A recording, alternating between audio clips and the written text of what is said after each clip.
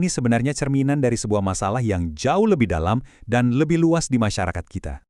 Nah, disinilah argumennya jadi makin provokatif. Ada yang bilang pola pikir yang membenarkan pencurian kecil-kecilan semacam ini adalah cerminan dari masyarakatnya. Dan masyarakat dengan pola pikir seperti inilah yang pada akhirnya akan memilih pemimpin-pemimpinnya. Wah, dalam banget ya koneksinya. Untuk ngerti poin selanjutnya, kita perlu paham satu konsep kunci ini. Satu kata yang Indonesia banget. Mumpung. Kita semua tahu kan artinya? Memanfaatkan kesempatan yang ada di depan mata. Seringkali konotasinya agak abu-abu, antara cerdik, oportunis, atau bahkan, ya kurang etis. Dan ternyata, mentalitas mumpung inilah yang bisa jadi awal dari sebuah lereng yang licin. Coba deh kita ikutin alurnya. Dimulai dari hal kecil, membenarkan ngambil isi dompet temuan, mumpung nemu.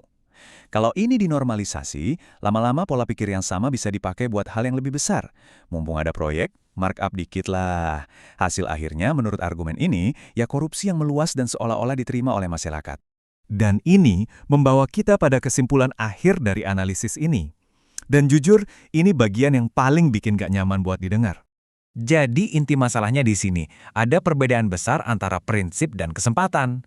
Menurut argumen ini, banyak orang yang teriak-teriak anti korupsi itu sebenarnya cuma pra-kesempatan. Maksudnya, mereka bukannya anti sama perbuatannya, tapi mereka cuma belum dapat kesempatan aja buat melakukannya. Argumennya diucapkan dengan sangat nusuk dan belak-belakan.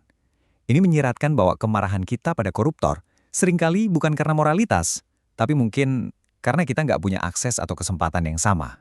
Nah, paparan ini kan tujuannya untuk membedah argumen tadi ya. Dan pada akhirnya, kita semua ditinggalkan dengan satu pertanyaan yang sangat gak nyaman untuk direnungkan. Apakah yang benar-benar kita benci itu adalah kejahatannya, ketidakadilannya, atau kita hanya benci karena kita nggak berada di posisi yang diuntungkan? Coba deh kita pikirkan baik-baik.